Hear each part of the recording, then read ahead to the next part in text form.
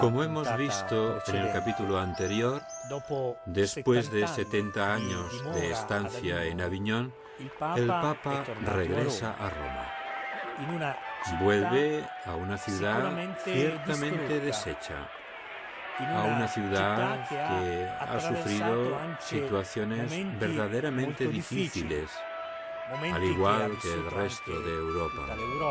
La peste negra entre 1347 y 1350 causa estragos en el continente.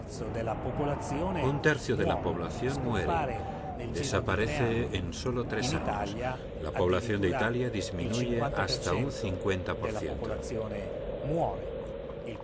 El pueblo de Roma, cuando ve que regresa Gregorio XI, ve renacer la esperanza. Pero Gregorio XI muere poco después, en 1378.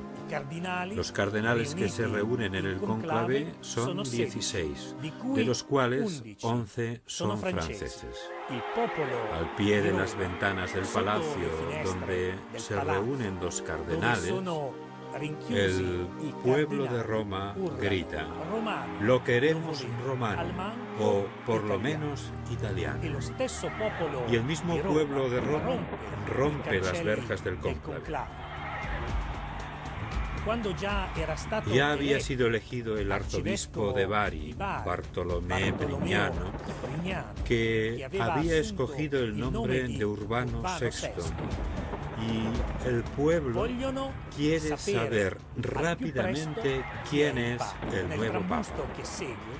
En el alboroto que sigue, los cardenales, quizá por miedo, señalan al anciano cardenal Tibaldeschi, dejándolo solo.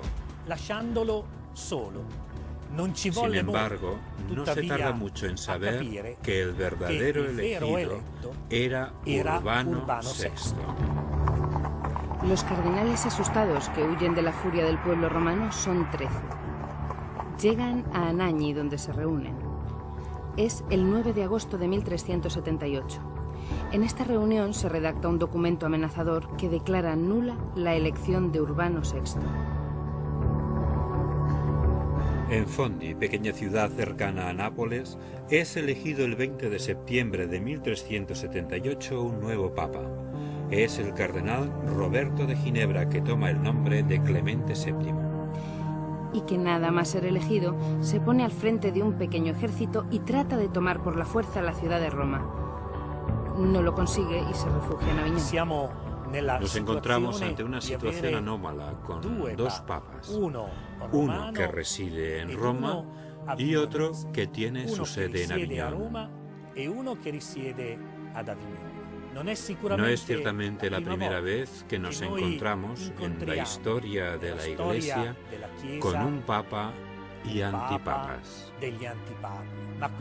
Pero esta situación es bastante diferente, porque el mismo colegio cardenalicio que había elegido válidamente a Urbano VI no lo reconoce como papa auténtico y elige otro, Clemente VII. Claramente es una situación muy delicada. Un momento complejo y confuso para la Iglesia, porque si el Papa de Aviñón nombraba abades y obispos para un lugar, el Papa de Roma elegía abades y obispos para el mismo sitio. Así nos topamos con 2 obispos para la misma diócesis, 2 abades para un mismo monasterio, 2 papas, 2 obediencias y una cristiandad que poco después se divide. En Roma, cuando fallece Urbano VI, los 14 cardenales romanos eligen a Bonifacio IX. Es el año 1389. Bonifacio IX es un papa más diplomático que su predecesor, pero no consigue arreglar la situación creada con Aviñón. El cisma se prolongará todavía con los papas Inocencio VII y Gregorio XII, sus sucesores. Estamos en Pisa.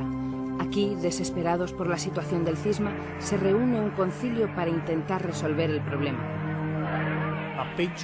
No podía haber ido peor.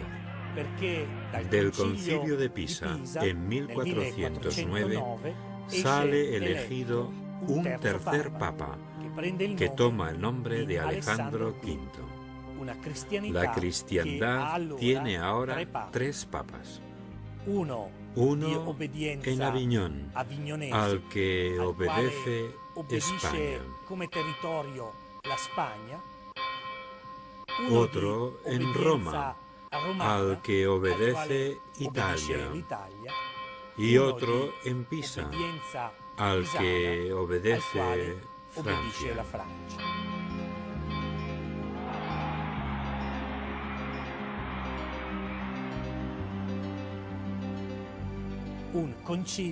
Era necesario otro concilio para dirimir esta delicada situación.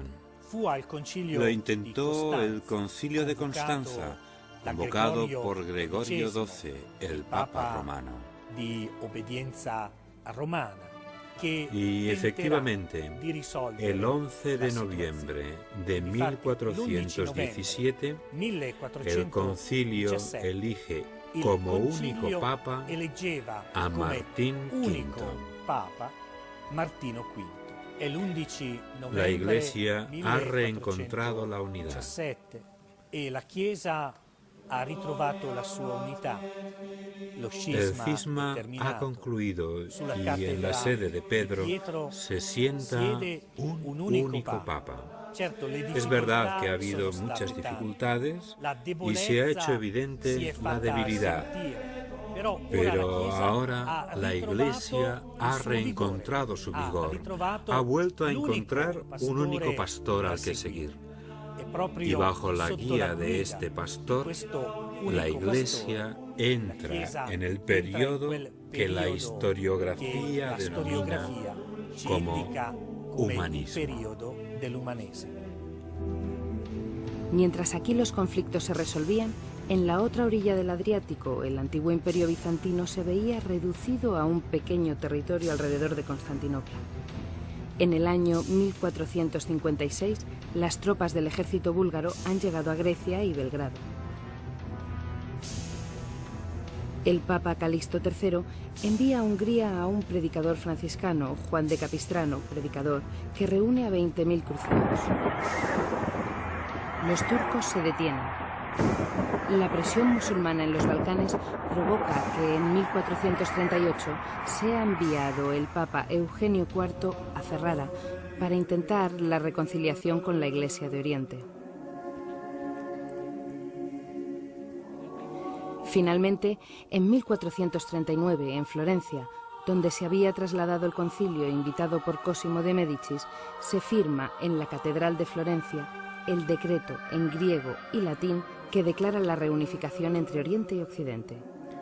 Pero a la hora de la verdad, por desgracia, este decreto nunca fue tenido en consideración. En 1453, Mahoma expugna Bizancio, defendida heroicamente por el último emperador de Oriente, Constantino X y el genovés Justiniano. Las consecuencias son evidentes aún en nuestros días. Por un lado está la Iglesia de Oriente, rodeada por el Islam. Por otra parte, Occidente, que debe enfrentarse directamente con las naves y ejércitos islámicos que han logrado una notable superioridad militar. Bizancio se sentía heredera de la antigua Roma, pero nunca habría imaginado que se encontraría con la presión y la fuerza militar de un ejército que profesaba una fe en otro Dios. Los monjes orientales emigran hacia el norte, hacia la Gran Rusia, rechazando el acuerdo alcanzado con la Iglesia de Roma en 1439. Y precisamente aquí, en Rusia, en Moscú, los monjes radicalizan cada vez más su oposición a Roma. Muchos de los que habían llegado a Italia huyendo llevan consigo libros y manuscritos de las culturas griega y latina, lo que redunda en beneficio del saber de la cultura contemporánea. Las grandes ciudades de Europa, desde Cracovia hasta Ávila, desde Venecia hasta Florencia, experimentan un fuerte desarrollo en este periodo. Muchas ciudades se convierten en ciudades-estado y expanden su comercio hasta las Indias. Ciudades-estado como Florencia, con arquitectos como Filippo Brunelleschi, el cual proyecta y construye la cúpula de su catedral. Toda Florencia es un hervidero de creatividad y actividad. En esta ciudad, regida por los Médicis, Marsilio Ficino funda la Academia Platónica, que tendrá en Pico della Mirandola a su principal exponente. El acontecimiento cultural que supone la Academia Platónica Florentina y todo lo relacionado con ella ha sido objeto de malas interpretaciones y prejuicios por parte de corrientes historiográficas e ideológicas erróneas. Además de ser víctima de un encasillamiento que la historiografía más cuidadosa ha desmentido, es una forma novedosa de acercamiento cultural con la apertura a la cultura griega y la caída de las distancias de los mundos griego y latino. El Renacimiento y, sobre todo en el siglo XV, el humanismo no son una revolución ideológica respecto a la cristiandad medieval, son un desarrollo de la misma. Platón y el platonismo, así como el florecer de las artes y el neoclasicismo, han de interpretarse como episodios de la cultura cristiana, igual que el siglo XIV también es la época de Giotto. Por sugerencia de Pico della Mirandola, fundador de la Academia Platónica, Lorenzo de Medici invita a Jerónimo Savonarola a Florencia. Aquí comenzará una serie de predicaciones sobre el Apocalipsis. Desde su púlpito en la catedral, Jerónimo fustiga a poderosos y corruptos y llama a todos a vivir el Evangelio en su plenitud. Los acontecimientos se precipitan. En el año 1494 se presenta a las puertas de Florencia Carlos VIII, rey de Francia.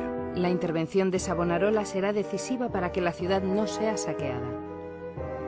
El prestigio de Savonarola crece y se convierte en un peligro para quienes veían en él una forma rigurosa de la Iglesia.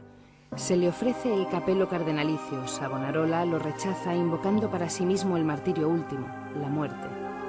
En la cárcel queda inconcluso su último texto: En ti, Señor, he esperado.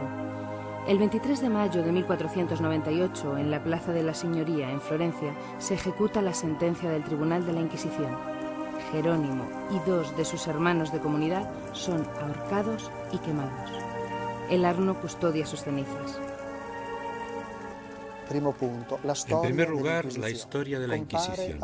Aparece a finales del siglo XII ante la aparición de herejías muy concretas que tenían repercusiones civiles y sociales devastadoras. Estos herejes no eran personas tranquilas ni pacíficas. Asolaban los monasterios, robaban en las iglesias, sustraían el Santísimo Sacramento del Sagrario. En el año 1232, el Papa Gregorio IX crea la Inquisición monástica y encarga a dominicos y franciscanos que recorran el mundo con plenos poderes para desenmascarar y combatir a los herejes. Hay que recordar un hecho doloroso en lo que se refiere a la historia de la Inquisición. En 1252, el Papa Inocencio IV, genovés, nacido Sinibaldo Fieschi, admite en la bula Ad Extirpanda la legitimidad de la tortura en los juicios contra herejes. Este es evidentemente un hecho triste que mancha la historia y el pensamiento de la cristiandad del primer milenio. Pero el Tribunal de la Inquisición ha sido el tribunal más leve de la historia, ya que bastaba reconocerse culpable para ser absuelto. En ningún otro tribunal de nuestro mundo basta declararse reo para ser absuelto, hasta el punto que los mismos templarios que tuvieron que vérselas con tribunales civiles habrían preferido pasar por el Tribunal de la Inquisición, porque el Tribunal Inquisitorial, si hubieran admitido las culpas, les habría absuelto y no les habría condenado a la pena capital. Es el año 1471. El Papa es Sixto IV. Y el 1 de noviembre de 1478, a petición de los reyes católicos de España, Isabel de Castilla y Fernando de Aragón, crea la Inquisición española. Nombra Gran Inquisidor a Tomás de Torquemada. El matrimonio entre Isabel y Fernando ha acelerado el proceso de unificación de España. En 1492, los reyes católicos vencen en Granada a los últimos gobernantes musulmanes de la península. En manos de los monarcas, el Tribunal de la Inquisición se convierte en un instrumento de represión para convertir a la fuerza incluso a la comunidad judía, que se ve obligada a huir a Flandes. Inocencio VIII no se opone a este empleo seglar y violento de la Inquisición.